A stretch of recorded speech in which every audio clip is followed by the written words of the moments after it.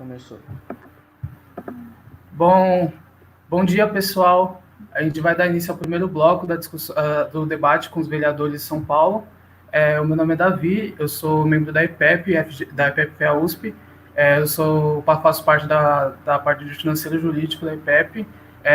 E a IPEP, ela é uma entidade estudantil que ela busca a discussão política partidária e visando a pluralidade de ideias.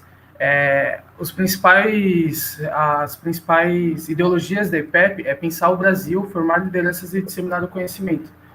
Hoje a gente vai estar aqui com os nossos candidatos, o André Bolini, do Novo, a Bárbara Pancelli, do PDT, o Fernando Holliday, do Patriota, e a Vivian Mendes. Comigo também estão alguns membros da IPEP-FGV e da IPEP-FEA-USP. Nessa primeira parte do evento, os candidatos eles vão ter 5 minutos para se apresentar e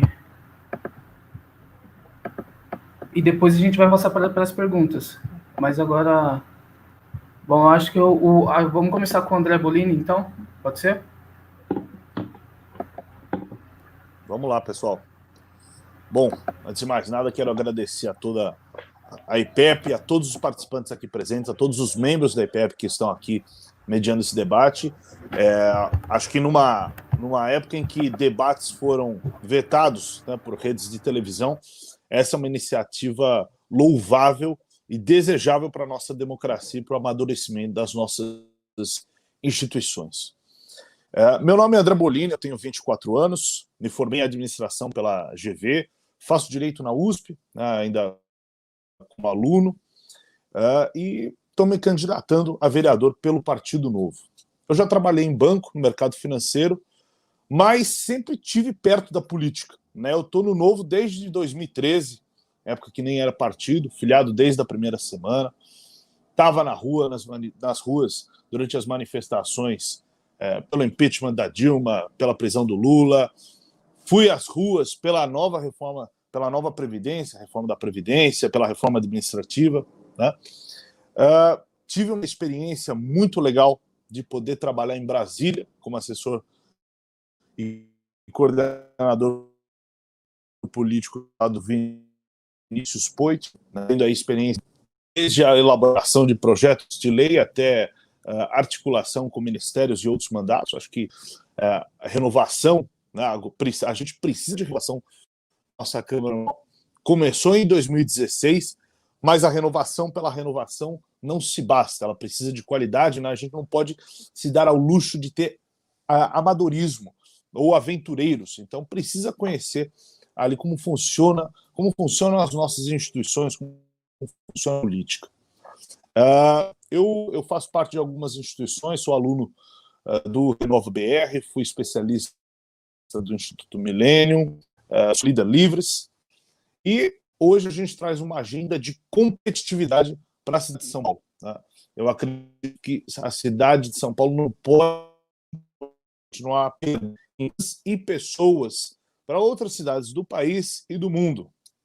Acho que a gente teve esse ano alguns casos emblemáticos, mas que representam uma maioria silenciosa, de empreendedores que morrem por falta de burocracia, de empregos que deixam de ser criados por um ambiente hostil ao emprego e à renda, né? A gente dividiu essa frente de competitividade em 3 pilares: inovação no ambiente de negócios, modernização do setor público e inclusão e oportunidade para todos. Falando em inovação do ambiente de negócios, falar de menos burocracia, alguns aprofundamentos da Lei de Liberdade Econômica Federal e Municipal, agora, especialmente para tirar todo o poder de fiscal, usando seu poder sobre os pequenos estabelecimentos, usar bem um legal digital para proteger o setor de vetores corporativistas que querem, via de regra, favorecer os grupos que representam. No pilar de modernização do setor público, acho que tem muita coisa para a gente falar com relação a concessões e privatizações, e aí também falando do Tribunal de Contas do município, que eu vejo um nível de politicagem que prejudica não apenas o julgamento adequado das contas da prefeitura, como também a análise de projetos de parcerias público-privadas, né? Então, uma lei de governança seria muito bem-vinda. E uma lei de teto de gasto municipal. Não vamos esquecer que a cidade de São Paulo, sem que o PIB tivesse acompanhado. Eu acho que é o mais importante de tudo. Não é possível que no 2020 a gente possa admitir cidadãos que não existem aos olhos do poder público, pessoas invisíveis. Hoje, na cidade de São Paulo, você tem aí uma estimativa de 1 milhão de imóveis irregulares, informais. São imóveis desde o centro até as comunidades que não têm matrícula, não têm escritura, e se eles não existem juridicamente, não chega água, não chega esgoto, não chega iluminação pública, não tem um comprovante de residência para abrir conta do banco ou colocar aquele imóvel como um colateral em garantia de empréstimo. E, obviamente, falando do mais importante, que é o básico, que não é feito, saneamento, água e esgoto, pessoal. Nós temos que aprofundar e regulamentar o marco legal do saneamento, agora em nível municipal, flexibilizando alguns mecanismos, a contrapartida, por exemplo, para incentivar e fomentar os investimentos privados em saneamento. Então essa é a nossa agenda. Se você gostou, vem junto no 30777. Valeu!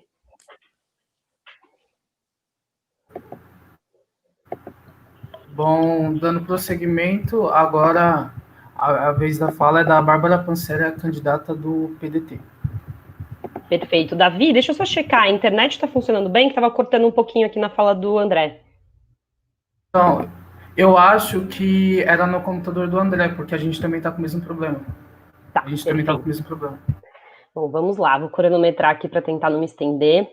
Bom dia a todas, todos e todos que estão aqui assistindo. Queria agradecer imensamente ao EPEP por fazer esse debate. Acho que, como o André colocou, é muito importante que a gente tenha espaços de diálogo entre as candidaturas para que eleitores, né, todo mundo que está nos acompanhando aqui, possam escolher com consciência e com, de fato, acreditando naquele candidato, conhecendo a sua história. Para me apresentar, eu sou a Bárbara Panseri, eu tenho 28 anos, eu nasci em Itaquera, na zona leste de São Paulo, e venho de uma família que tem aí algumas questões. Eu trago isso aqui a público porque isso foi o que definiu, né, a escolha dos meus temas principais de campanha. A minha mãe, ela tem um diagnóstico de transtorno bipolar já há mais de 15 anos, e o meu pai é dependente químico. E muitas vezes a gente acha que isso está distante, mas eu queria que, logo de início, convidar que todo mundo aqui refletisse se vocês conhecem alguém que tem algum transtorno mental.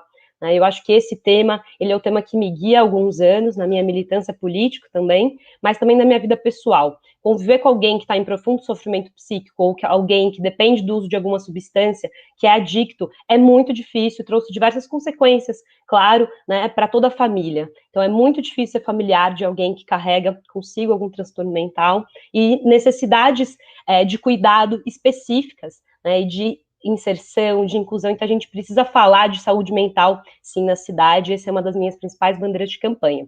Falando um pouquinho da minha trajetória, eu sou formada em Relações Internacionais na USP, eu trabalhei na administração pública por 3 anos, na Secretaria de Gestão, na Secretaria de Saúde, aqui na Prefeitura, na gestão Haddad, e eu sou uma grande inconformada com o sistema público, sou uma grande inconformada que a gente muitas vezes não discute eficiência no setor público. E esse é um tema que a gente precisa trazer para o debate, eu trago ele logo de cara, porque eu trabalhei na prefeitura falando sobre gestão pública, o que a gente pode fazer, quais sistemas de tecnologia a gente pode implementar, como a gente pode melhorar as políticas públicas para que elas, de fato, escutem as necessidades dos cidadãos e a gente conseguir entregar políticas para todas, todos e todos, né? A gente precisa falar da diversidade e da necessidade da população.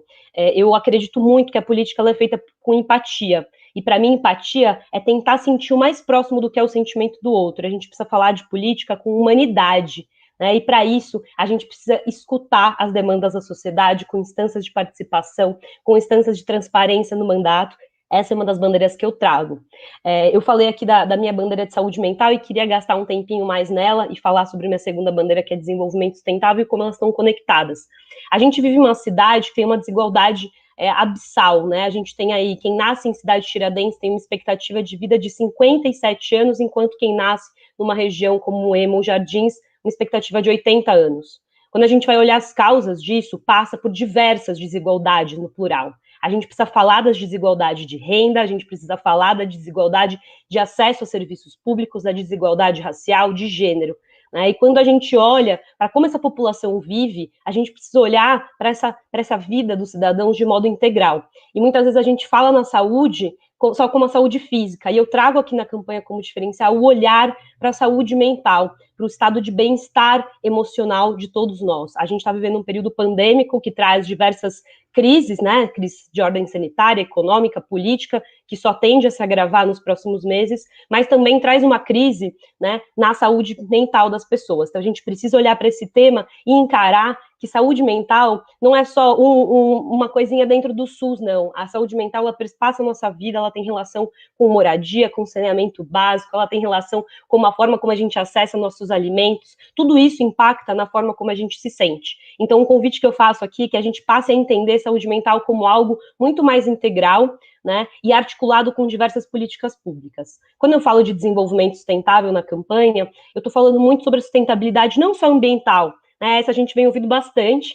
Felizmente, a gente tem esse debate sendo mais bem feito na sociedade, mas a gente precisa falar da sustentabilidade social, né? As pessoas precisam poder acessar serviços, né, da mesma forma, e hoje isso não acontece na cidade.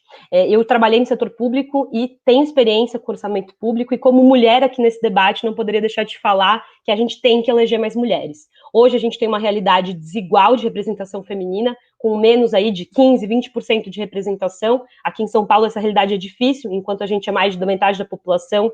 Então, se vocês estão me assistindo, gente, vamos votar em mulher, porque a gente precisa aumentar a representação feminina na política, isso é urgente. Muito obrigada, prazer em conhecer todos os candidatos estão aqui, e quem quiser me acompanhar, entra no meu site, barbarapanseri.com.br, estou à disposição para dialogar. A política é feita no diálogo, né, na participação, e a minha candidatura está sendo feita muito coletivamente. Muito obrigada.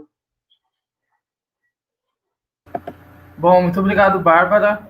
Agora é a vez do Fernando Holliday, o candidato do Patriota.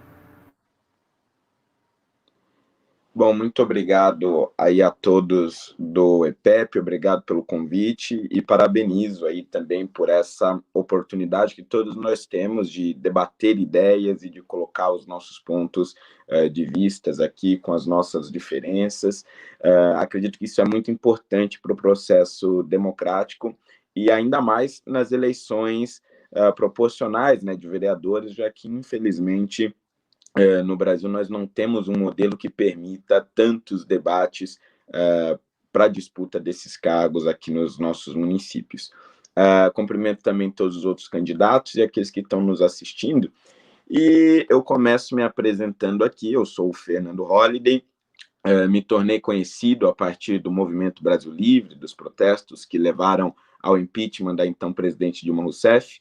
Fui eleito pela primeira vez vereador em 2016 e acredito que a partir disso eu posso aí desenvolver um pouco do meu diferencial para São Paulo.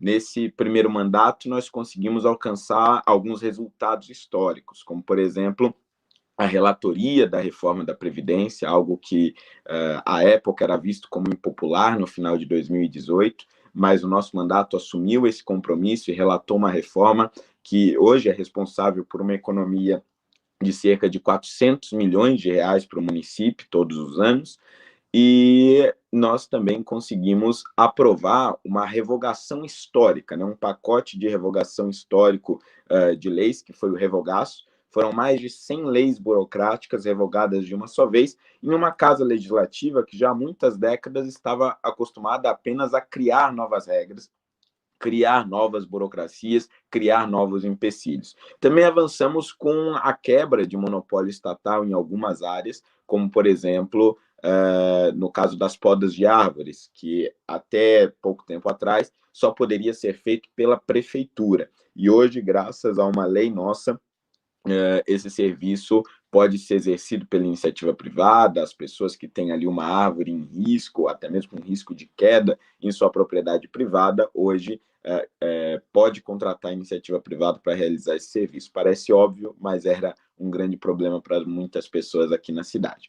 Bom, além disso, também exercemos o papel de fiscalização de forma intensa. conseguindo bloquear ou suspender diversos absurdos na cidade, como, por exemplo, contratos irregulares no Teatro Municipal, que somavam mais de 550 milhões de reais. Suspendemos super salários de auditores fiscais por 4 meses, gerando uma economia de 22 milhões de reais. Mais recentemente, tivemos uma denúncia aceita no Tribunal de Justiça contra a própria Câmara Municipal por ter pago ilegalmente, desde 2013, diversos super salários a funcionários, né, da elite do funcionalismo municipal, e esses super salários ilegais somam aí mais de 108 milhões de reais, aliás, no mínimo 108 milhões de reais, e diversas outras ações nesse sentido. E por que eu listei aqui todos esses feitos? Porque eu acredito que, para aqueles que já me conheciam e para aqueles que estão passando a me conhecer a partir de agora, eu tenho dito que essa eleição, para quem se sente representado por todas essas ações, passa a ser, na verdade, um referendo, para que o eleitorado diga de forma clara se esses atos de fiscalização de fato o representaram, se de fato é este tipo de política que o eleitor quer dentro da Câmara Municipal. A eleição, portanto, no caso do nosso mandato, seria um recado muito claro, não somente à elite da Câmara Municipal, não somente a todos esses grupos aí que nós combatemos ao longo desses anos, mas a todo o establishment do município que vem fazendo aquela péssima política já há muito tempo e vem dominando todos os meios possíveis aqui no município de São Paulo. Retornar com força à Câmara Municipal significa dar um recado eficiente e definitivo a todos esses que tentaram manter ou criar os seus privilégios, que tentaram manter ou criar os seus esquemas de corrupção. Acredito que o nosso mandato foi uma resposta firme a tudo isso, e um segundo mandato será mais firme ainda, com uma nova edição de Revogaço, com mais quebras de monopólios estatais, com mais denúncias sendo feitas, com mais privilégios sendo combatidos, para que nós tenhamos definitivamente uma São Paulo mais livre. Bom, muito obrigado, Holiday. E agora a gente vai para a nossa última candidata, que é a Vivi Mendes. Você tem 5 minutos, tá? Obrigada, Davi. Bom dia para todo mundo que está acompanhando a gente aqui. Obrigado, pessoal do EPEP, pelo convite. Oi para o pessoal que está aqui junto com a bancada, Bárbara, André, Fernando. Espero que a gente consiga fazer um debate muito melhor do que tem acontecido no geral no nosso país, como o André começou falando, né? Bom, eu sou a Vivi Mendes, eu tenho 31 anos, sou candidata a vereadora pela primeira vez aqui na cidade de São Paulo, sou advogada formada pela Universidade de São Paulo, sou filiada no PT desde 2012 e desde 2013 sou dirigente do Partido dos Trabalhadores, ocupo a Comissão Executiva Estadual do PT, a instância máxima do nosso partido, e o PT, que é o único partido que tem cotas nas suas direções de gênero, de juventude, de raça, né, e representa nas decisões do seu partido os diversos segmentos da nossa sociedade.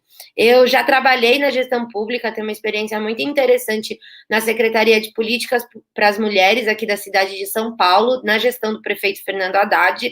Essa secretaria que desenvolveu um trabalho tão interessante, tão profundo aqui para o enfrentamento das desigualdades vivenciada pelas mulheres e que foi no primeiro dia de mandato do prefeito João Dória, encerrada por conta desse discurso, às vezes, muito desonesto e muito complicado de enxugamento da máquina pública e que sempre ataca de forma muito, né, repetitiva justamente as áreas que buscam trazer essas discussões, as áreas de gênero, as raças de igualdade racial, de direitos humanos, são sempre as que primeiro sofrem, né, com esse discurso e são prejudicadas por uma avaliação muito torta que é construída.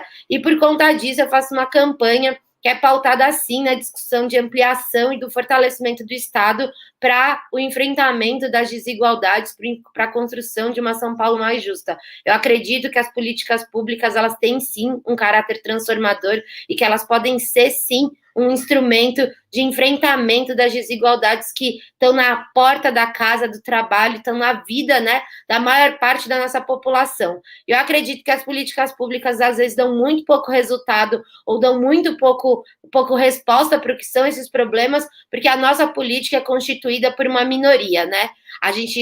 Vamos tratar da Câmara Municipal, que é o nosso tema de debate aqui. A Câmara Municipal, de seus 55 vereadores, foram eleitos apenas 11 mulheres, né? E hoje só 8 exercem o mandato. A gente tem ali 40% de milionários, né? Uma coisa que não se reproduz na nossa sociedade.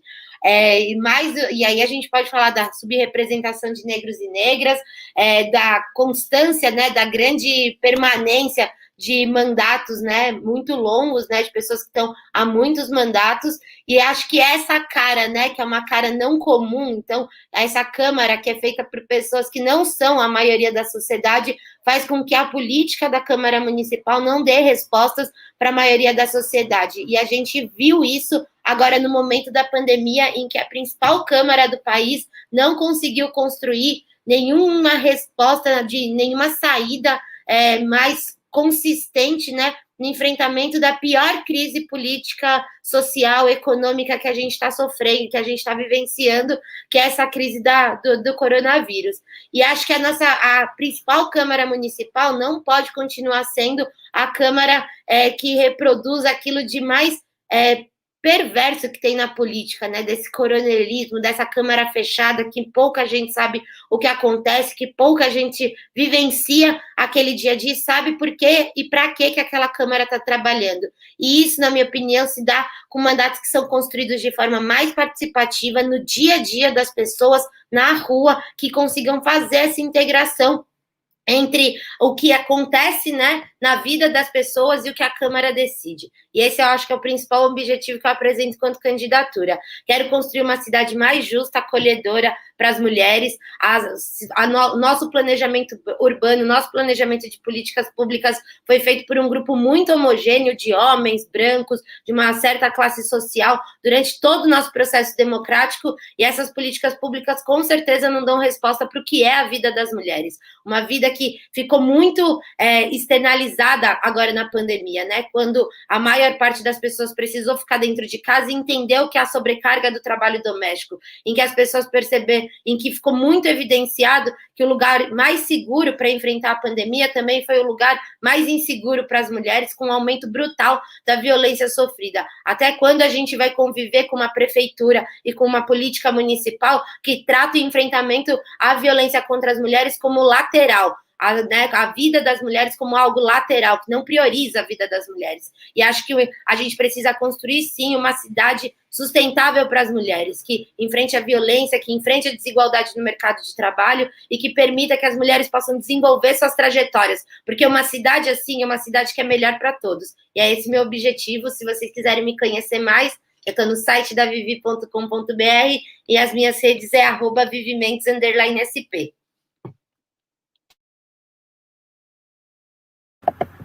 Bom, muito obrigado, Vivi, muito obrigado a todos os candidatos. Agora a gente vai dar prosseguimento ao nosso programa e o João Tese ele vai dar início ao debate. Muito obrigado, Davi, obrigado, candidatos, pelas suas introduções. Eu me chamo João Tese, sou membro de Relações Públicas da IPEP-FGV e eu estou aqui para começar, então, o bloco de perguntas. Vou fazer uma breve explicação antes da gente ir diretamente para elas. As perguntas nesse bloco são perguntas selecionadas por nós, das entidades, e também temos membros coletando perguntas do chat, que está rolando na live do YouTube e do Facebook. E as perguntas vão funcionar da seguinte maneira. Todos os candidatos responderão as mesmas perguntas em ordens aleatórias sorteadas por nós. Vocês terão 3 minutos para suas respostas. E, após todos os candidatos responderem, vocês têm, opcionalmente, a possibilidade de replicar a resposta de um candidato. É apenas uma réplica breve, não gera tréplica, de modo que não fique muito um vai e vem, a gente possa passar pelo maior número de perguntas interessantes possível. Essa réplica tem 2 minutos e, reiterando, é opcional. Bom, já vou começar a primeira pergunta e só também deixando claro, caso vocês precisem que eu repita uma pergunta, até que eu repita parte do regulamento das regras, é só falar. Bom, vamos então para a nossa primeira pergunta do dia. A primeira pergunta para os candidatos é: em um ambiente de polarização, como deve ser feita a política? Como se deve articular e defender projetos e como se deve lidar com a diversidade ideológica inerente ao corpo legislativo? Bárbara, você pode começar respondendo, você tem 3 minutos. Legal, João. Deixa eu só esclarecer, a gente tem algum limite de réplicas que a gente pode usar ao longo do debate? Não tem limite, mas eu reitero só que as réplicas, devem ser breves e, de novo, elas não geram tréplicas, então não fica indo e voltando. É só para você comentar sobre a resposta do seu outro concorrente aqui no debate. Tá certo, obrigada.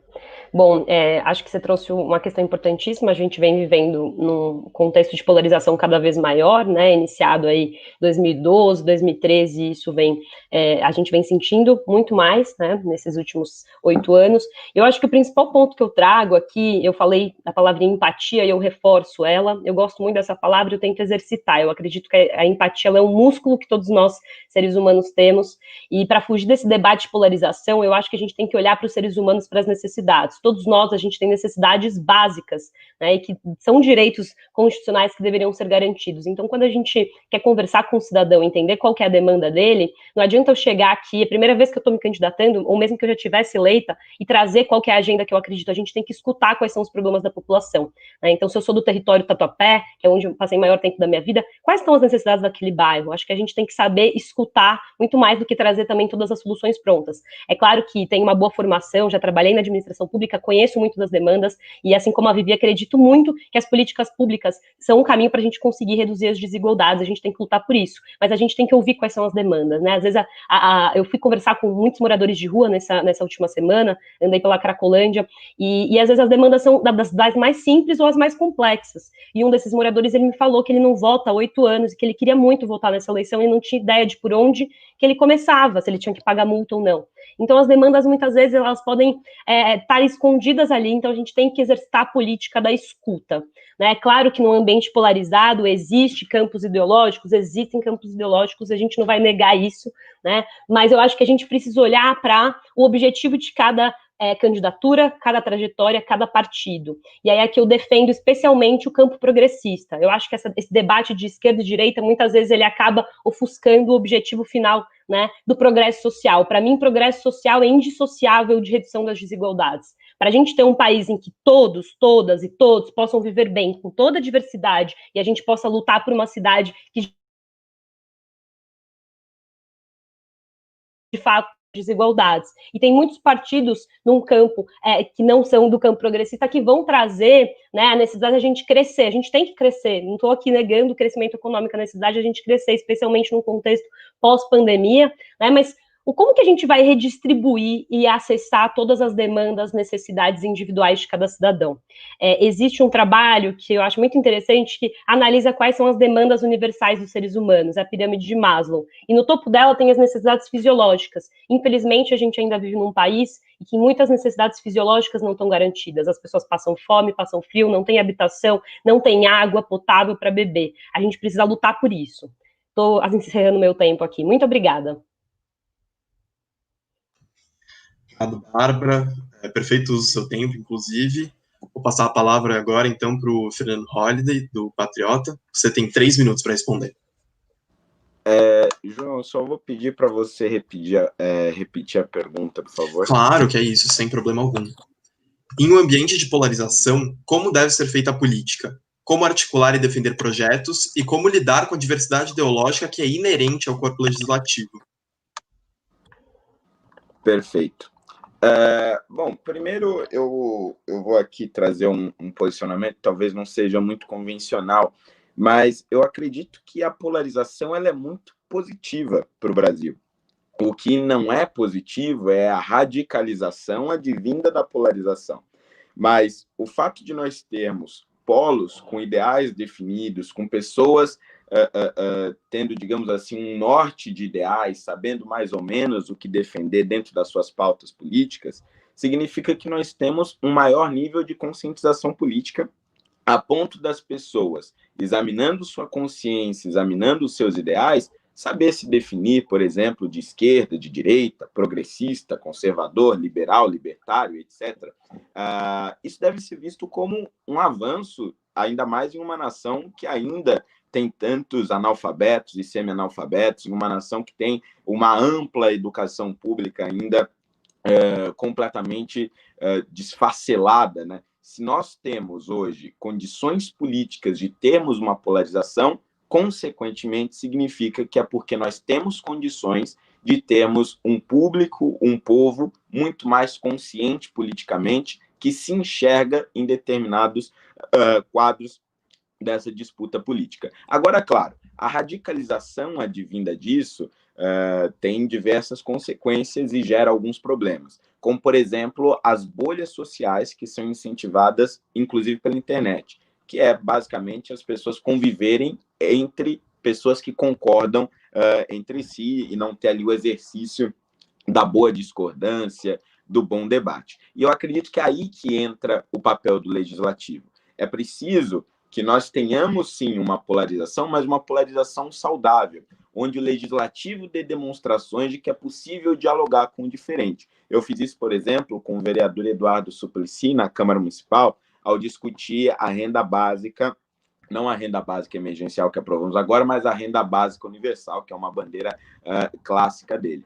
E nessas discussões nós encontramos diversas convergências. E veja bem, eu sou do Movimento Brasil Livre, que ajudou a derrubar a presidente Dilma do PT, e o vereador Suplicy é um quadro histórico do partido, ou seja, somos completamente antagônicos, mas em determinado momento conseguimos sentar, dialogar e chegar em determinados pontos comuns. Acredito que dentro da Casa Legislativa, a convivência constante e praticamente diária com o diferente nos faz não somente nos tornarmos mais abertos ao diálogo, mas trazer esses exemplos para a sociedade de que sim, é possível conviver com o diferente, é possível dialogar e, quem sabe, algumas vezes ou algumas raras vezes, chegar em determinadas concordâncias que são positivas para a sociedade e para a cidade. Obrigado, candidato. Passar a palavra, então, para a Vivi Mendes, do PT. A senhora candidata tem 3 minutos para a resposta. Bom, eu acredito, sempre acreditei, né, e a gente do PT tem como princípio fundante a democracia. Então, eu acho que a gente constrói os nossos processos a partir do diálogo e da construção de consensos, né, quando possível. Mas eu acho que a gente não pode criminalizar, como tem acontecido, né, posições ideológicas.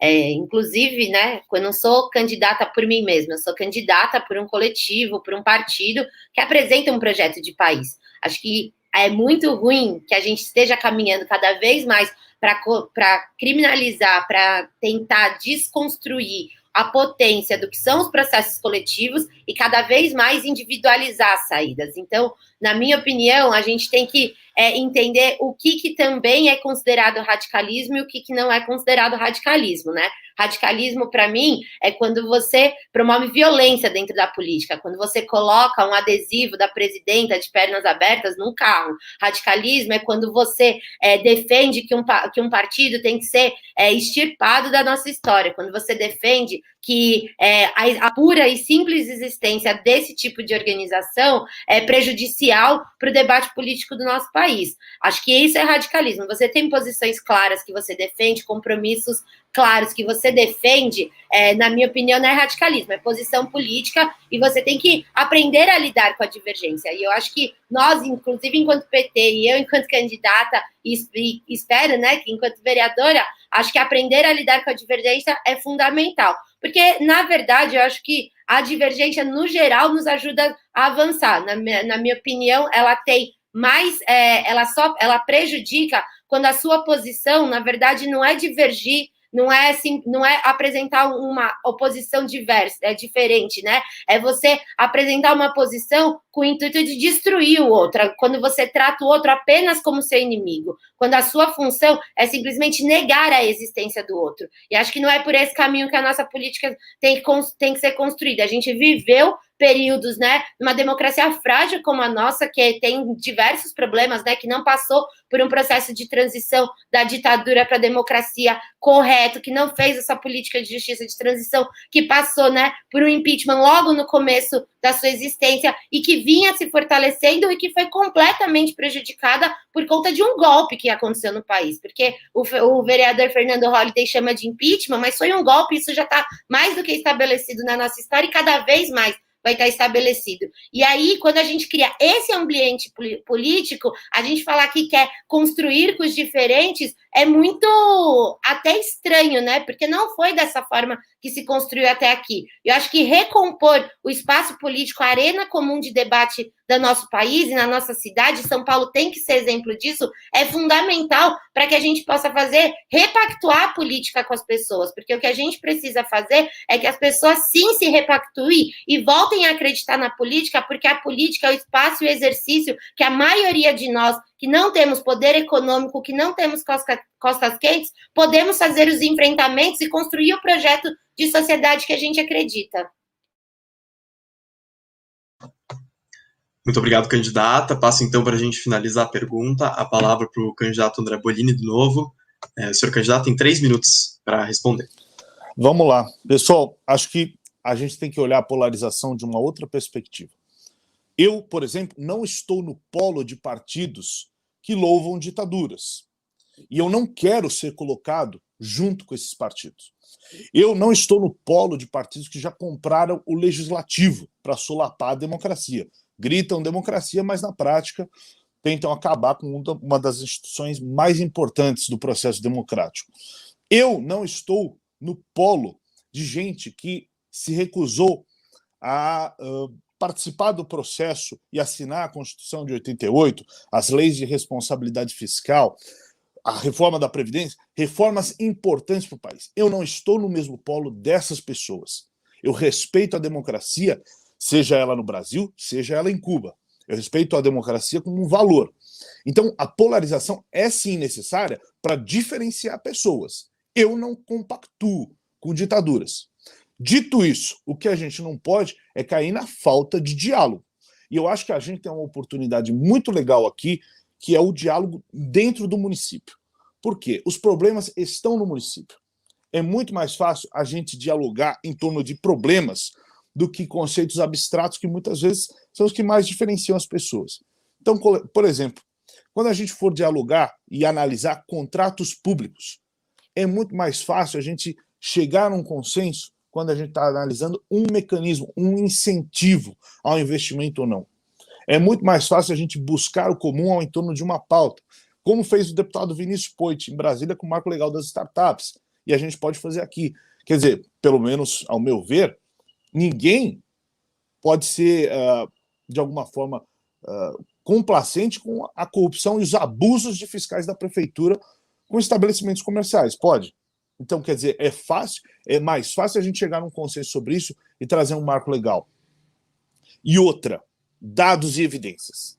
Para mim, se a gente vai colocar o debate de uma forma honesta, a gente não pode negar o que acontece na realidade. Então, vou dar um exemplo aqui. Existe a polarização de contra ou a favor, por exemplo, o marco legal do saneamento. Isso porque são diretrizes mais amplas. Talvez aqui no município a gente consiga chegar mais a um consenso, a uma plataforma comum. Porque se você pegar, por exemplo, os dados e evidências da Argentina, um estudo do Galliani, acho que 2012, 2013, mostrando que a presença de investimentos privados nas províncias reduziu a mortalidade infantil, poxa vida, como é que tem partidos aí que votam contra o marco legal? Se a gente consegue analisar essas questões de forma mais próxima, sempre cada vez mais próxima às pessoas, é mais fácil a gente chegar nos consensos, ou pelo menos deixar muito claro que tem gente que quer resolver problemas e tem gente que está fazendo birra pela birra. Muito obrigado, candidato. Bom, estamos finalizando a pergunta, então. Queria reiterar só que foi como a gente, peço perdão pela correção, mas a gente decidiu aplicar algumas regulações quanto ao número de réplicas, simplesmente para a gente manter o debate o mais fluido possível e não perder muito tempo em uma questão só. Os dados foram todos enviados aqui no privativo para os candidatos. E queria só confirmar que todos estão a par disso. Tendo isto dito, algum candidato gostaria de utilizar sua réplica para essa pergunta? Bom, visto que não, vamos passar então para a próxima pergunta. Antes da pandemia atingir a capital paulista, a situação do desemprego já era alarmante. Os níveis já atingiam 12,8% da população. Atualmente, esse quadro parece estar se agravando, deixando a economia de São Paulo muito fragilizada. Quais que são as possíveis abordagens que a prefeitura poderia adotar para reverter esse cenário e melhorar o ambiente econômico da cidade? Eu passo a palavra para o candidato André Bolini, do Novo. Você tem 3 minutos para responder. Bom, João, antes de mais nada, a gente precisa de uma agenda radical de desburocratização, implementação da lei de liberdade econômica aqui a nível municipal, sem mimimi. Acho que é para valer, mais do que nunca. Você tem desemprego comendo solto, a renda caiu, e nós precisamos facilitar ao máximo quem quer abrir um negócio, quem quer investir, quem quer gerar emprego. Tá? Dito isso, eu acho que tem algumas vertentes especialmente que a gente precisa olhar. A economia digital, por exemplo, está sob um ataque constante de alguns setores corporativistas da política. Falando aqui especificamente, por exemplo, da insistência da obrigatoriedade de placa vermelha para todos os motoqueiros. Essa é uma pauta que a gente precisa bater porque é emblemática. Os motoqueiros salvaram muitos pequenos negócios nessa cidade. Salvaram restaurantes, bares, enfim, todo tipo de comércio que depende do delivery e pôde ter alguma renda graças aos motoqueiros. E agora tem uma parcela considerável que já aprovou em primeira votação aí na Câmara de Vereadores a obrigatoriedade de uma licença, de um alvará, que vai custar R$1.000 a mais para o motoqueiro trabalhar, que caso seja aprovada e obrigatória de fato, o ritmo de concessão dessas licenças pode levar até 10 anos para cobrir todo mundo. Ou seja, esse tipo de coisa a gente precisa superar na cidade. Agenda de liberdade econômica radical. E um segundo ponto, como é que a gente não viu, quando chegou a pandemia, que o básico de lavar as mãos simplesmente não pode ser feito por 500 mil pessoas aqui no município? Tem 500 mil paulistanos que não têm acesso a água e esgoto. Como é que a gente pode pedir o básico, que é lavar as mãos, sem isso? Então, acho que mais do que nunca também foi explicitada essa desigualdade, e, ao meu ver, forçada, porque até então o Brasil não fomentava, não permitia, não dava segurança jurídica aos investimentos privados em saneamento básico. Como é que a gente chegou nesse ponto? Acho que mais do que nunca essa agenda ficou explicitada para cuidar das pessoas é cuidar do básico, é cuidar de água, é cuidar de esgoto. Ou então vamos para o mínimo, do mínimo, que é a pessoa ter um título de propriedade. Ela existir aos olhos do poder público.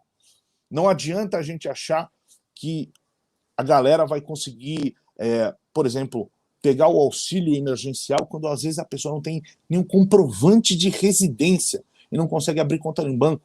E aí tem uma baita dificuldade para conseguir fazer o dinheiro da política pública chegar, porque essa pessoa não existe aos olhos do poder público.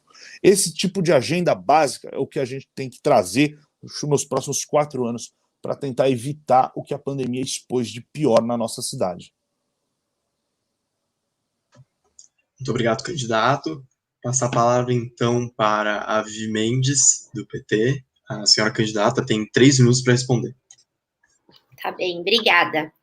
Bom, acho que o desemprego, né, que já vinha numa crescente muito grande no nosso país, vai ser o principal problema para a gente enfrentar no próximo período. As pessoas estão muito angustiadas de como vão viver o próximo período. A gente não vê, né, um plano de fato sendo apresentado para a retomada, né, da economia, como a gente vai garantir a renda das pessoas. O auxílio emergencial que foi aprovado, como todos nós sabemos, mas parece que é sempre necessário repetir o óbvio, foi aprovado por conta de uma luta muito grande da oposição, que garantiu que as pessoas conseguissem sobreviver, e que bom que aqui na cidade de São Paulo a gente teve a aprovação, graças à luta incessante do Eduardo Suplicy, que é meu companheiro da bancada da renda básica aqui na cidade de São Paulo. Nós dois, junto com alguns outros vereadores, somos as indicações da Rede Brasileira da Renda renda básica, porque somos comprometidos com a agenda de construção da renda básica aqui na cidade, para essa eleição.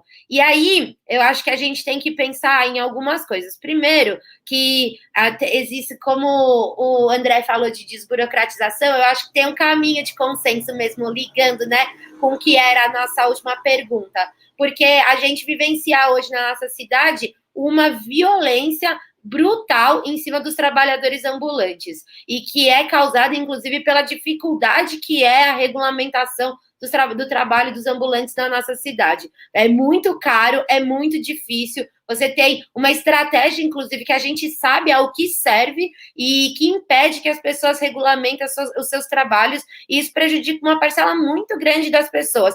E aí, acho que são duas coisas: a desburocratização, mas alinhado, de fato, a repensar a lógica com a qual a prefeitura trata esses trabalhadores, né? Porque polícia, GCM, PM, correndo atrás, em cima, coagindo, não deveria ser a forma que a prefeitura dialoga e constrói saídas para essa questão. A outra coisa é que eu acho que, quando o André também falou de obras de saneamento anteriormente, que precisam ser feitas na cidade, os investimentos públicos são responsáveis por criação de emprego.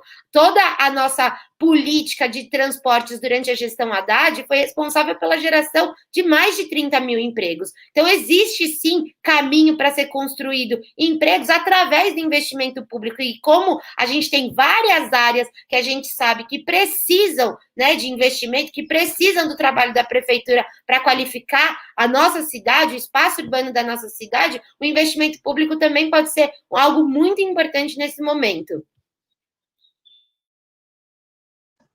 Muito obrigado, candidata. Passar a palavra, então, para a Bárbara Panzelli, do PDT. A candidata tem 3 minutos para a sua resposta. Perfeito. Bom, acho que fiquei muito feliz com a resposta da Vivi, já trouxe vários elementos que eu concordo bastante, falar de renda básica, falar da importância da gente defender trabalhadores como os ambulantes.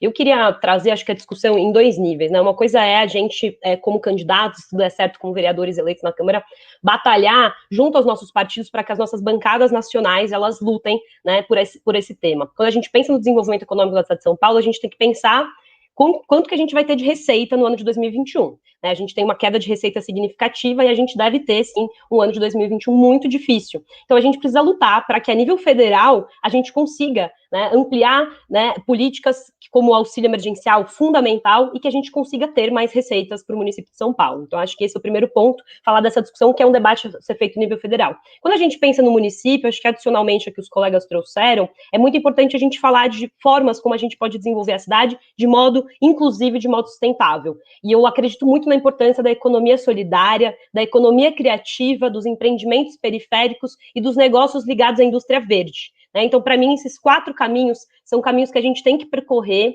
em 2021 para frente, para a gente conseguir fortalecer. Né? Então, a gente precisa falar dos empreendimentos que estão gerando. Tem um monte de empreendimento interessantíssimo de alimentação orgânica na cidade. Tem um monte de empreendimento que está olhando para a questão dos resíduos, que foi falado aqui. Tem muito empreendimento trabalhando com cultura nas periferias. Quando você vai para o Grajaú, eu conheço um monte de empreendimento incrível lá. Como a gente pode fortalecer? Existe o programa VAI, que é um programa que depois, atrelado ao que foi historicamente os pontos de cultura, eles deram um fôlego para os empreendimentos na periferia. Como a gente pode aumentar um programa desse para ele atender também cooperativismo, né? Então a gente precisa falar de outras formas de desenvolver, que não só a tradicional. E sem deixar de falar, por fim, sobre a precarização do trabalho. A gente não pode aceitar projetos que precarizem mais a saúde do trabalhador, o bem-estar, porque quando a gente precariza, a gente paga mal, essa pessoa, ela vai estar sendo, não vai estar acessando mais serviços importantíssimos. Então a gente precisa falar sobre a precarização do trabalho, sobre os motoristas de aplicativo, que foi falado aqui,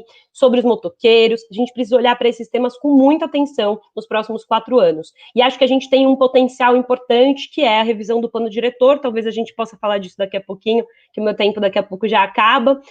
Mas a gente precisa olhar o planejamento urbano da cidade como algo que é fundamental para a gente pensar o desenvolvimento. Então, em 2021, a gente vai ter a revisão do plano diretor estratégico, e a gente tem que olhar como esse plano diretor pode dar suporte às políticas que a gente comentou aqui: fortalecimento do empreendedorismo nas periferias, fortalecimento da economia solidária, aproximação da moradia ao trabalho. Esse eu acho que é o caminho do desenvolvimento que eu acredito, um desenvolvimento inclusivo, sustentável e que reduza a desigualdade de oportunidade para todas, todos e todes. Obrigado, Bárbara. Bom, para fechar a pergunta, então, vamos para o candidato Fernando Holliday, do Patriota. O senhor candidato tem 3 minutos para a sua resposta. Obrigado, João. Bom, eu acredito que ao longo de todo esse tempo, a cidade e o mundo discutiram medidas, programas, né, de desativação parcial da nossa economia. Então, em contrapartida, eu acredito que o município deveria propor agora justamente um programa de reativação da economia. E no que consistiria esse programa de reativação? Primeiro, a suspensão de diversas taxas e a suspensão de parte dos impostos. Existem muitos setores da economia, como, por exemplo, os setores de buffets, por exemplo, de organizações de festas, etc., que pagam valores altíssimos de ISS para o município, mas não tiveram as suas atividades feitas ao longo da maior parte do ano. Não faz sentido essas pessoas terem que pagar a mesma quantidade de ISS que pagaram em 2019, por exemplo. Então, determinados setores devem ter os seus impostos ou parte deles suspensos. Algumas taxas, como, por exemplo, a taxa de outorga onerosa para a construção civil, por mais que seja um setor que não foi tão afetado, também, ao meu ver, deveria ser diminuída radicalmente para que você conseguisse gerar mais empregos, principalmente nas áreas periféricas, com a construção de novos prédios, com a verticalização dessas regiões, com a possibilidade dessas pessoas poderem estar morando mais próximo dos seus empregos e gerar empregos em regiões da cidade onde hoje nós não temos. Além dessa suspensão de taxas, claro, a desburocratização aqui, quase todos já falaram, com mais extinção de regras, com mais facilitação para quem quiser abrir o seu negócio ou manter o seu negócio, para que essas pessoas tenham, de fato, condições de continuar gerando emprego e riqueza na cidade de São Paulo. Porque, claro, às vezes a discussão acaba indo para a renda emergencial, a ajuda que a prefeitura pode dar para essas pessoas. De fato, talvez essas ajudas sejam importantes, mas fato é que a prefeitura em si mesma não gera riqueza. Quem gera riqueza é a iniciativa privada. E vai ficar muito difícil nós gerarmos riquezas depois dessa crise absurda se a prefeitura continuar cobrando impostos abusivos e continuar atravancando os negócios na cidade com regras que são absolutamente inúteis e desnecessariamente burocráticas. Muito obrigado, senhor candidato. Bom, com isso encerramos as respostas, mas os senhores candidatos ainda têm espaço para réplica. Algum candidato gostaria de fazer uma réplica a outro candidato? Bárbara, você tem... Opa, eu vi aqui, não tem problema. Você tem 2 minutos para sua réplica. Bem rapidinho, e se puder ter tréplica, não sei se é possível, mas queria ouvir, o Fernando trouxe aqui a importância de diminuir os impostos, né? A gente tem como primordial fonte de receitas na Prefeitura de São Paulo, IPTU, ITBI, né, e o ISS. Então, queria ouvir se está trazendo aqui, né, para a gente uma proposta de redução de cargos de imposto num momento fiscal muito complicado, porque a gente já vai ter uma receita muito diminuída da Prefeitura. Então, queria ouvir de você, como que você acha que esse é o caminho, qual que é a redução que você imagina para esses impostos? Porque eu acho que, como a Vivi bem trouxe aqui, né, eu acredito muito no poder público, no setor público, como indutor do desenvolvimento. E o investimento público é uma das formas da gente conseguir fazer essa indução de desenvolvimento. Então, hoje, estava lá em Heliópolis agora pela manhã, e a gente estava falando sobre a necessidade de construir uma quadra, né? No momento em que você constrói uma quadra e começa a gerar, tanto a construção em si, gera empregos para essa população, e depois empregos do projeto social que vai usar essa quadra. Então, eu realmente não acredito que o melhor e único caminho seja a redução de impostos. Eu queria ouvir um pouco sua opinião, Fernando. Eu gostaria, então, de usar como réplica a Bárbara, no caso. Perdão, candidato. Não, sim, sem problema, eu só ia reiterar. Vou permitir, sim, excepcionalmente, a resposta, mas peço apenas que vocês mantenham a brevidade, eu não vou cortar vocês nem nada do tipo. Ô, João, Diga. excepcionalmente não. No caso, ele está usando a réplica que ele tem a Bárbara aqui. Entendeu? Todo mundo tem esse direito. Felipe, eu interpretei como uma tréplica, mas sou eu mesmo. Mas, novamente, vou só reiterar a brevidade, não vou cortar nem nada, só para a gente manter o debate fluido. Mas, Holiday, a palavra é sua, você tem 2 minutos. Perfeito, muito boa esse questionamento da Bárbara. Bom, mas eu me inspiro principalmente num exemplo já de maior escala, que nós tivemos nos Estados Unidos, por exemplo, no início do governo de John F. Kennedy. Era uma situação de uma crise, claro, não comparada com a de 29, anterior ao governo dele, mas era uma crise nos Estados Unidos, e havia essa discussão sobre aumentar ou diminuir impostos.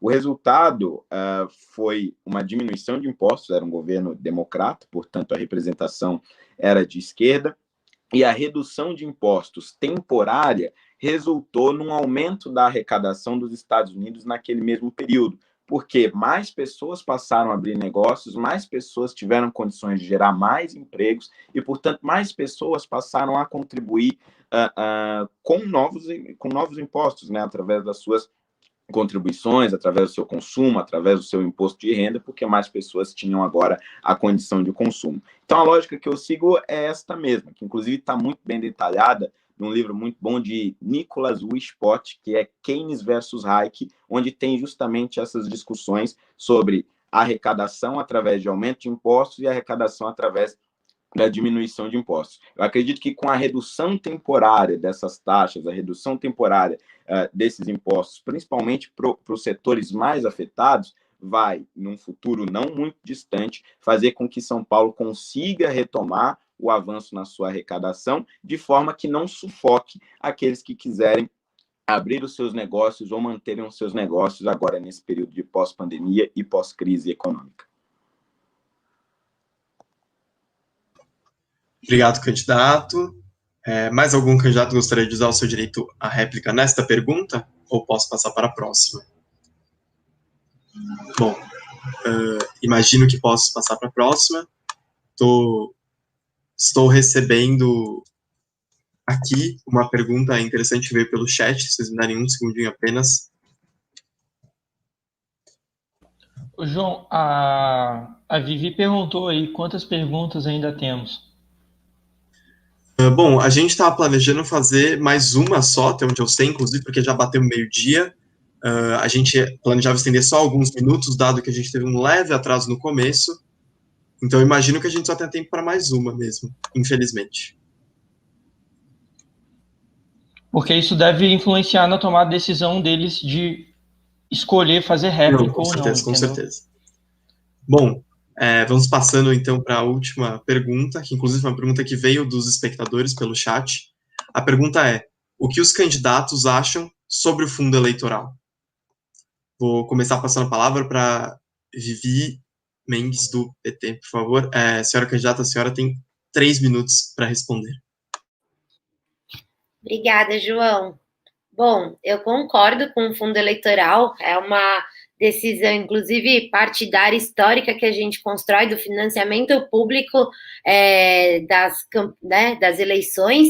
Isso porque o oposto que a gente visualiza, né, é uma influência do poder econômico muito grande que prejudica, na verdade, o andamento, a boa política, né, para que a política, de fato, se desenvolva da melhor forma possível. Qual que é a minha questão? E aí, já adiantando, acho que alguns debates. Acho que tem um debate muito rasteiro, às vezes, sobre o fundão eleitoral, né? Então, essa discussão sobre economia pública, sobre economia dos gastos públicos, que eu acho que é fundamental, porque, de fato, pagar super salários está muito longe de ser justo, porque, de fato, pendura encalhos, né? E privilégios que a gente tem de várias carreiras, tanto, né, de militares, do judiciário. Eu, que sou advogada, vejo o prejuízo, né, que esses privilégios causam, inclusive, dentro do poder judiciário, acho que são muito importantes e que a gente tem que enfrentar. Agora, quando a gente distorce, acha essa discussão e transforma como se o uso do dinheiro público fosse um mau uso, né, para quando você utiliza para o fundo eleitoral, eu acho muito problemático, né, porque a outra ponta era, de fato, o financiamento das eleições funcionar como um grande lobby, como um grande espaço também de negociata da iniciativa privada, junto com os candidatos, junto com as candidaturas. Então, eu acho que é importante a gente pensar, e você via, né, que não tinha ideologia nos investimentos, né, nas doações, como talvez continue não tendo, né? Você colocava os seus ovos em várias cestas e para você intermediar relações, para você aumentar de fato o poder do poder da iniciativa privada, o diálogo da iniciativa privada dentro do poder público. Acho que a existência de partidos, as eleições, elas são necessárias para a nossa democracia. E a gente pensar como isso vai se realizar no nosso país, como isso vai ser financiado, é muito importante. Mas eu acho que, da mesma forma, a gente precisa ampliar essa discussão. E a minha candidatura fez isso. Tanto que eu sou a vaquinha de mulher que mais arrecadou, né, no país, só a primeira em termos de novas candidaturas, e fizemos isso, investimos nessa discussão justamente porque a gente quer que as pessoas compartilhem a responsabilidade pela eleição das suas candidaturas. Enquanto a minha candidatura hoje arrecadou R$67 mil, quantas candidaturas já arrecadaram muito mais com financiamentos individuais? E aí, só para finalizar, que eu acho que essa é uma questão muito importante, o fim do financiamento privado e a criação do financiamento público diminuiu os valores gastos, diminuiu a diferença dos valores gastos entre homens e mulheres. E a grande responsabilidade disso foi o fim do financiamento do privado, das iniciativas, das empresas. Então, eu acho que quando a gente fala de financiamento, a gente também está falando de igualdade de representação. Quem vai conseguir se eleger e em que condições? Isso ajuda a eleger mais mulheres, ajuda a eleger mais negros e negras, ajuda a eleger mais pessoas pobres, de classes mais baixas, de pessoas LGBTs, e acho que é para isso que a gente tem que caminhar, por mais que correções possam ser feitas, e que eu acho que são importantes também. Muito obrigado, candidato, pela sua resposta. Passar a palavra agora, então, para o candidato Fernando Holliday, do Patriota. O senhor candidato tem 3 minutos para responder.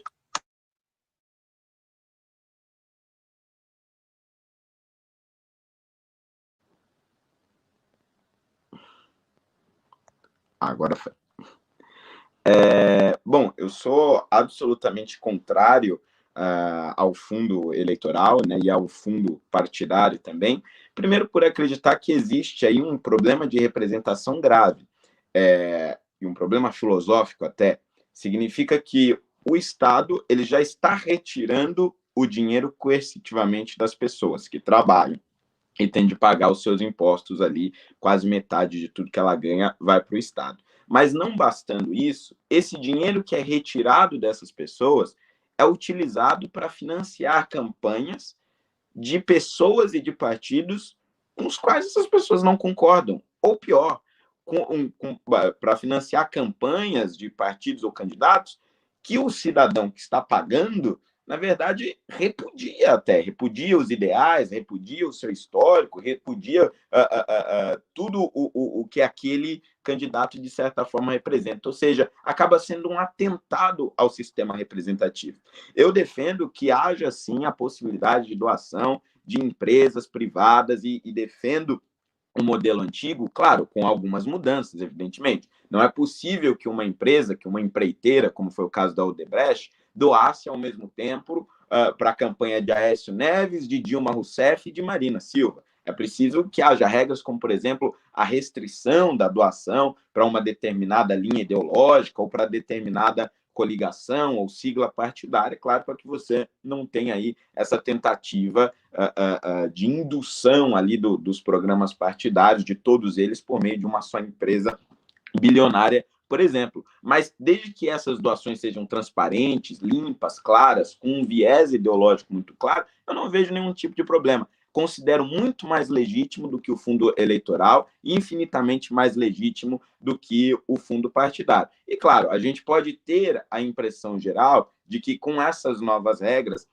a situação mudou. Mas, na prática, o que nós temos são cada vez mais escândalos envolvendo contas eleitorais, porque os candidatos eles continuam gastando milhões, não respeitam esse teto e o jeito dele superar o teto ali, no caso agora de prefeito aqui para São Paulo, eu acredito que o teto seja de 3 milhões com gastos de campanha, é justamente driblando a legislação, algo que com certeza seria muito menos presente se nós tivéssemos a possibilidade de doação de empresas privadas de uma maneira transparente e objetiva, como nós temos, por exemplo, em diversos outros países do mundo, como é o caso dos Estados Unidos.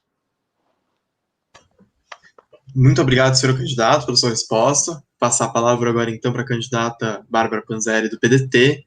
A senhora tem 3 minutos para sua resposta.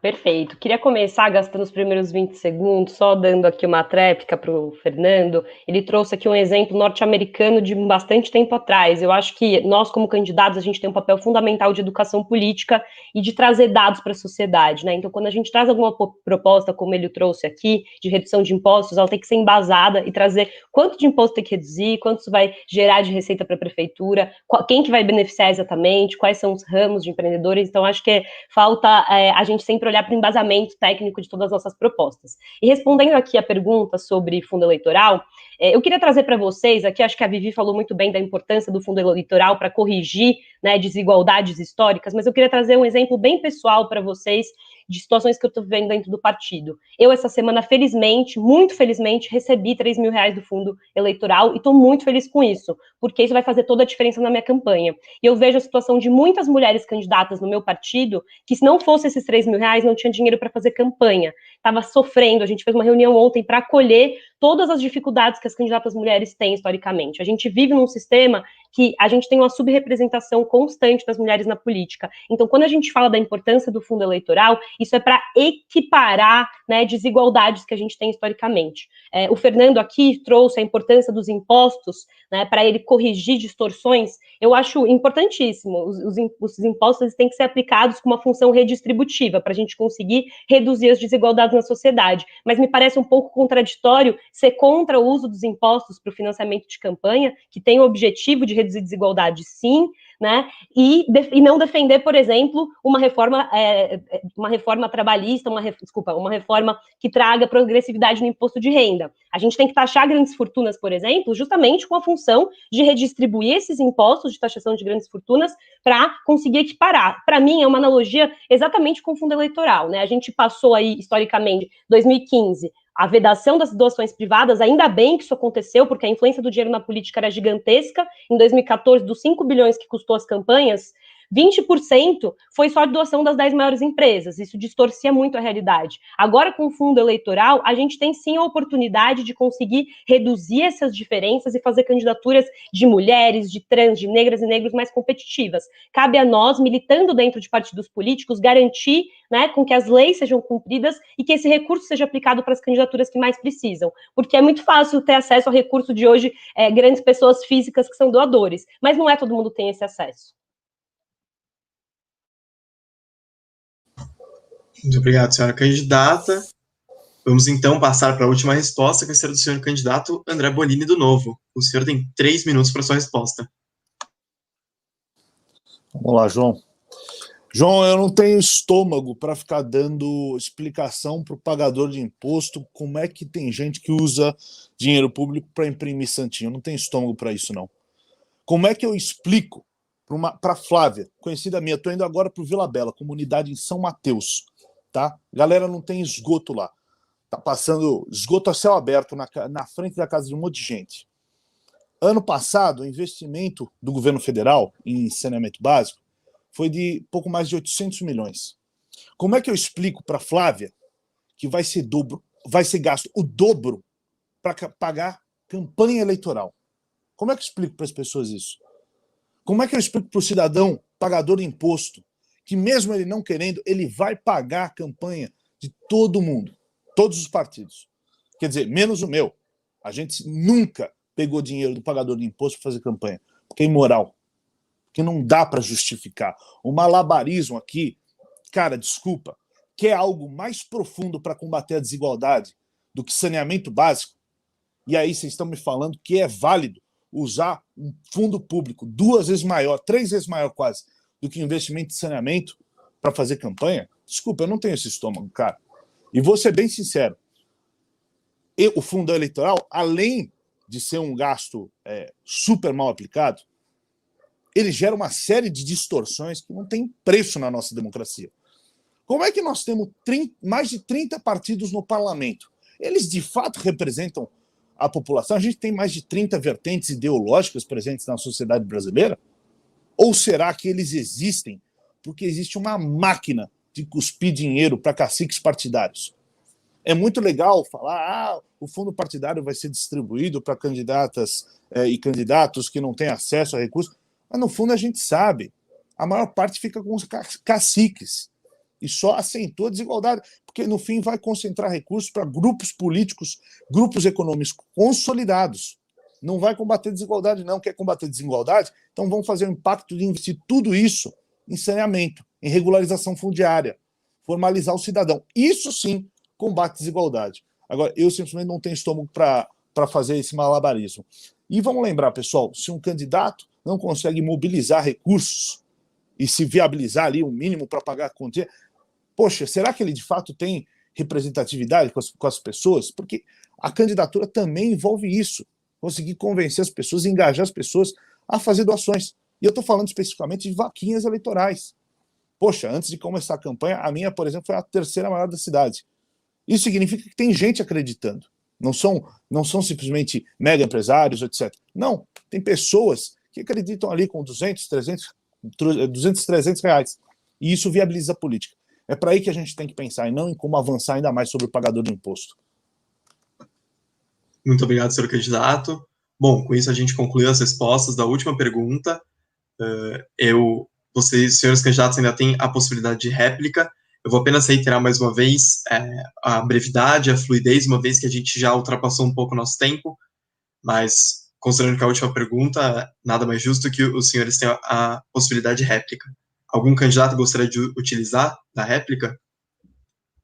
Oi, João, eu gostaria de pedir aqui no chat, não sei se... Sim, não, veio sim.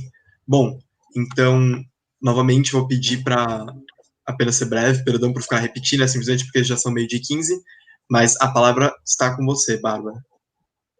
2 Legal, minutos, obrigada, vou ser bem breve.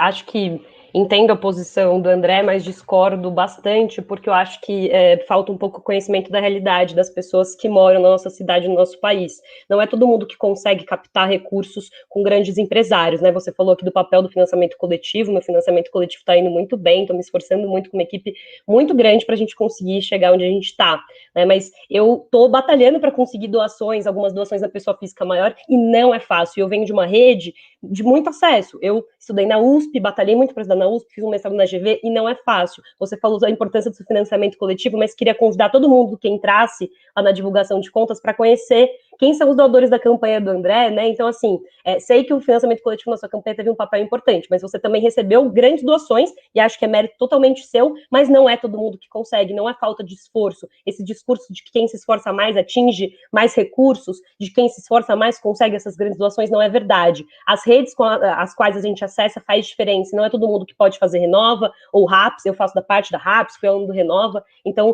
coloco aqui com toda a clareza que tenho esses privilégios, mas não é fácil, André, acho que falta um pouco de desconhecimento. E quando você fala que não tem estômago, né, para lidar com esse uso de dinheiro, porque, claro, seria muito mais importante que a gente tivesse, de fato, o saneamento, mas eu discordo, porque a gente precisa ter representantes que olhem para o saneamento, porque agora, na época eleitoral, a gente tem muito candidato visitando favela, eu conheço muitas, já fiz trabalho em Paraisópolis, Heliópolis a minha vida inteira, hoje estava lá, e o candidato aparece lá ainda depois das eleições, ele some, ou ele só volta lá dali 4 anos para buscar de novo o voto. Então a gente precisa eleger pessoas de lá, mulheres, trans, pessoas que tragam de fato a diversidade, e para isso a gente precisa do recurso eleitoral, senão a gente vai conseguir reverter, senão a gente vai estar tentando tapar o sol com a peneira eternamente, a gente não vai mudar a redução das desigualdades, e a gente vai continuar tendo em uma cidade um distrito que a expectativa de vida ao morrer é de 57 anos e outro que a expectativa de média ao morrer é de 80 anos. Então te convido, André, para você lutar junto com o Partido Novo para a gente mudar as coisas a nível federal. A gente precisa de uma reforma tributária progressiva. Não tem outro caminho para a gente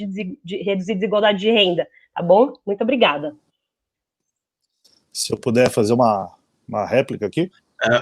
Com certeza, senhor candidato. Apenas uma questão. A candidata Vivi Mendes também pediu para usar uma réplica para você. Então, como vocês preferem, candidatos? Vivi, você prefere fazer antes, aí o André responde, ou o André responde agora e depois o Vivi fala? Ele que vai ser replicado, ele pode escolher, então vamos não lá, tem já replico problema. as duas. Então o Vivi fala primeiro. Vamos lá. Tá ótimo. Tá bom. Pela economia processual aqui, né? Bom, eu queria replicar também, porque quero muito endossar o que a Bárbara falou. As pessoas vêm de mundos diferentes, né? Não é todo mundo que é amigo de empresário que consegue dar doações na casa dos 30 mil, como você recebeu, André. A maior, né? As pessoas, elas têm condições diferentes e relações diferentes e vêm de classes sociais diferentes. A renda no nosso país se concentra e a desigualdade se espalha, né? Então, eu também, que sou da Zona Leste, assim como a Bárbara, minha mãe é professora, meu pai é contador, a minha família veio, né, de fora de São Paulo fazer a vida, sou da primeira geração que fiz a universidade pública na minha família, não tenho as mesmas relações e as mesmas condições que você, mas que muitas pessoas. Eu concordo que quem tem essas relações pode sim fazer captação na vaquinha, apesar de eu achar que a gente tem que estabelecer um limite. Agora, nós, pessoas comuns, que estamos tentando fazer da política um espaço nosso também, porque ela nunca foi, ela foi um espaço da maioria milionária, poderosa do nosso país, a gente também tem que ter condições de construir a campanha. E a diferença de recursos é muito, muito brutal na decisão de quem entra e de quem sai. Não à toa, 40% da Câmara é de milionários. Onde na sociedade tem 40% de milionários? Não à toa, só tem 10% de mulheres, porque as mulheres não são prioridade. Só que a gente está construindo o caminho para ser. A decisão que impõe 30% do fundo eleitoral para as mulheres, na verdade, que cada vez mais impõe que o número a presença de mulheres seja compatível com o recurso delas, faz com que a gente avance na nossa democracia. Não é um retrocesso. Agora, a gente tem que compreender que a democracia é sim responsabilidade de todos, porque, diferente do que o Fernando falou, a pessoa não dá dinheiro dela, não paga imposto e dá dinheiro para o partido que ela não concorda. O fundo eleitoral é distribuído proporcionalmente à eleição da nossa casa legislativa, né, da Câmara Federal. Então, não é essa desproporção. 20% das pessoas que votaram no PT, né, reproduzem 20% do fundo eleitoral. Então, acho que essas incongruências que são construídas nessa discussão prejudicam em muito o debate. E o que a gente quer é que a democracia seja da maioria da população. E a gente precisa fazer isso, e o fundo eleitoral contribui, não prejudica. Bom, se me for permitido, então, a réplica. Apenas passar a palavra para você, senhor candidato. Beleza. E, bom, perdão a demora, mas a palavra é sua. Bárbara e Vivi, discurso, como eu falei, eu não tenho estômago para esse malabarismo. Quero saber se vocês já perguntaram para os seus eleitores o que eles acham de pagar as contas das suas campanhas. O que eles acham de pagar imposto para pagar campanha política. Porque, assim, eu vejo que muitas vezes grande parte da esquerda não gosta muito de dar liberdade de escolha para as pessoas, porque as pessoas podem acabar não escolhendo as ideias que essa parcela quer que as pessoas escolham. Agora, Bárbara, você falou, e é verdade, né, a gente precisa colocar lá gente que vá defender o saneamento básico.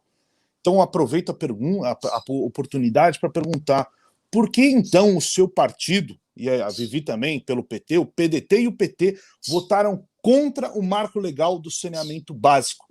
Inclusive, o PDT, não contente com isso, foi para o STF tentar barrar um processo legítimo, democrático, aberto, que foi aprovado no Congresso Nacional, tentar barrar o marco legal do saneamento básico, as forças do judiciário. Por quê?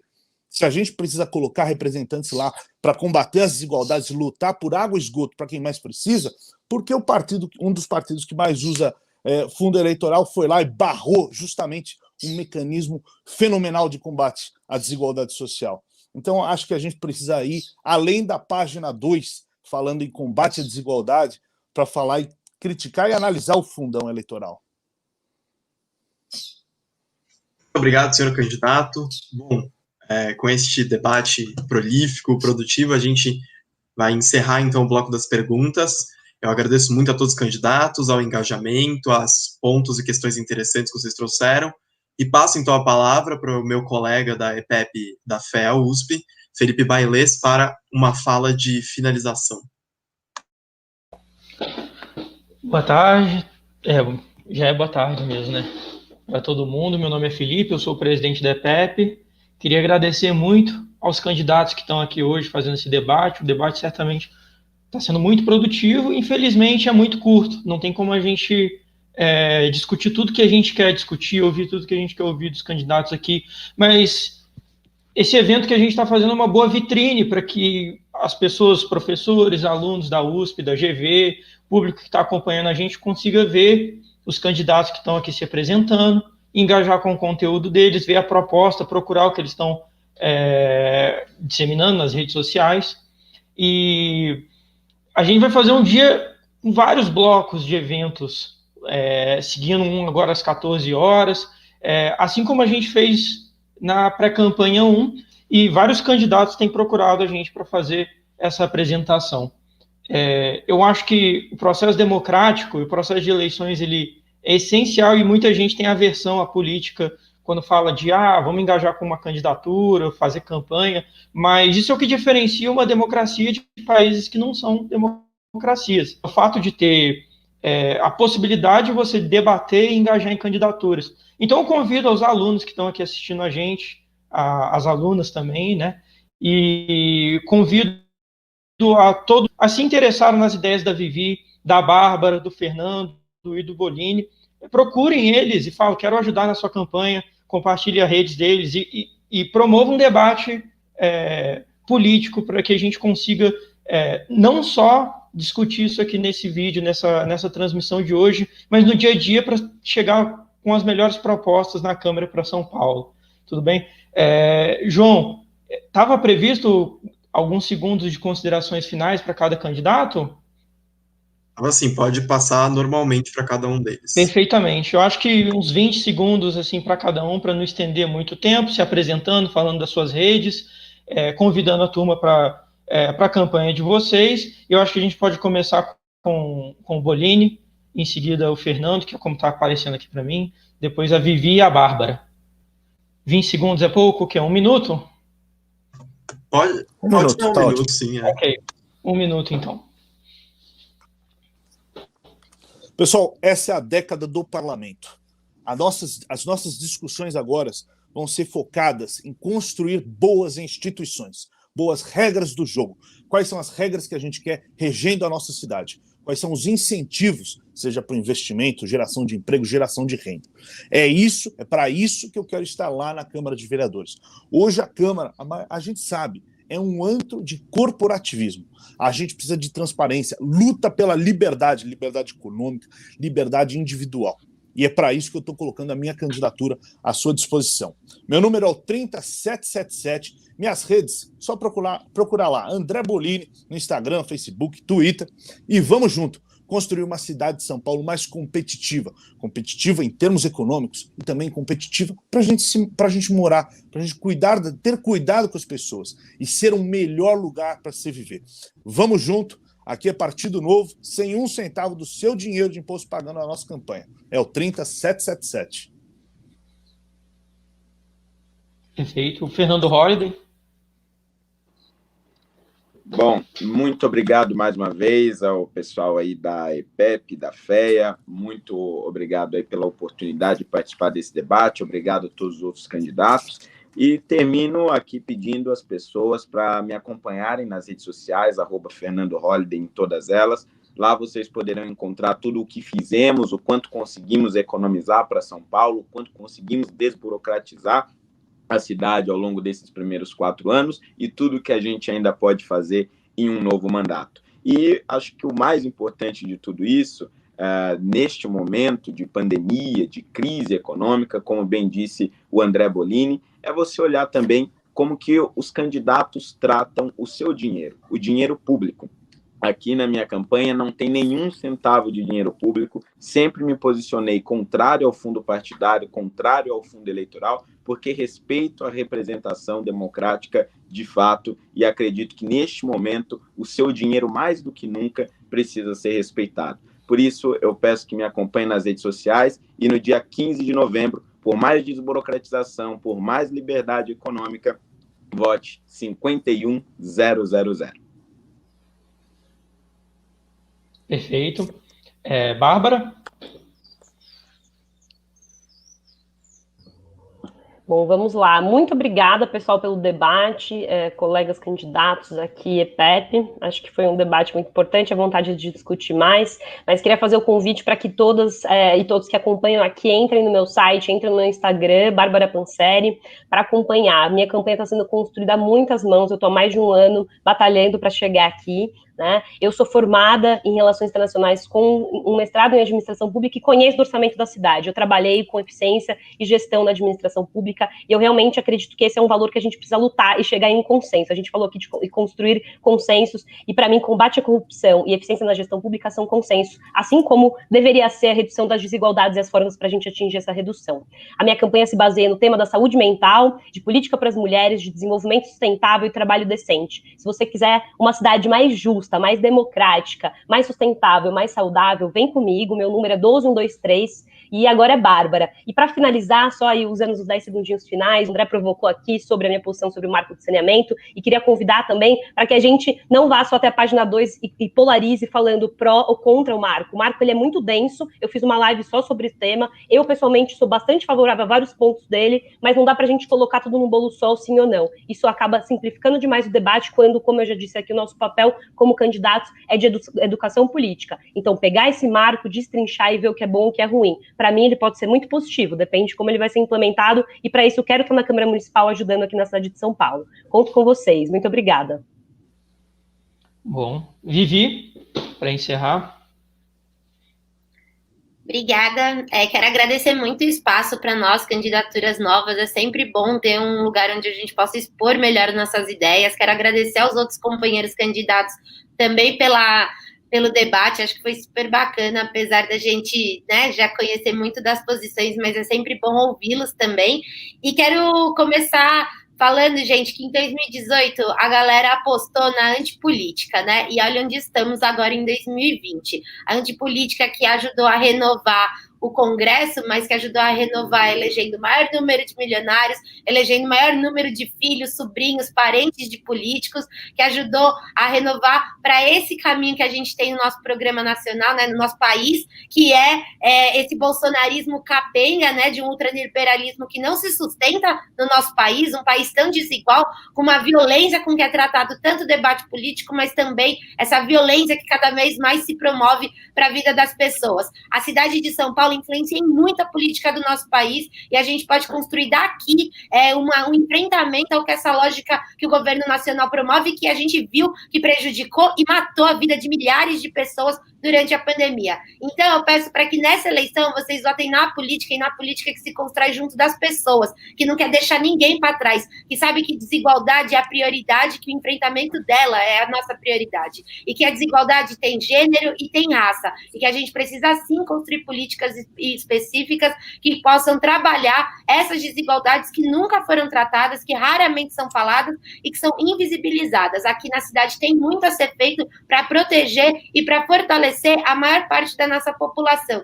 Então, para quem quiser me conhecer mais, site davivi.com.br, e na urna eu sou 13180, 13 de luta, 180 o número das mulheres. Obrigada.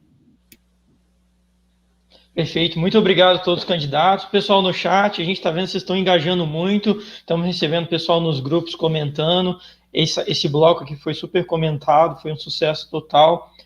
Queria agradecer de novo todos os candidatos, a bancada aqui que está com a gente, da EPEP, o Davi, o João, e acompanhe o nosso próximo bloco, vai ser às 2h que vai começar, com a Fernanda Gomes, da Rede, a Malu Molina, do Cidadania, o Henrique Vita, do PDT, e o Chico Paiva, do PSB. Esse vai ser o próximo bloco, ainda tem um terceiro bloco depois. Acompanhe os nossos eventos de hoje para conhecer mais os candidatos, e eu convido mais uma vez vocês a participarem não só desses eventos, mas das candidaturas que vocês acharem que são boas e que vão fazer o melhor para São Paulo.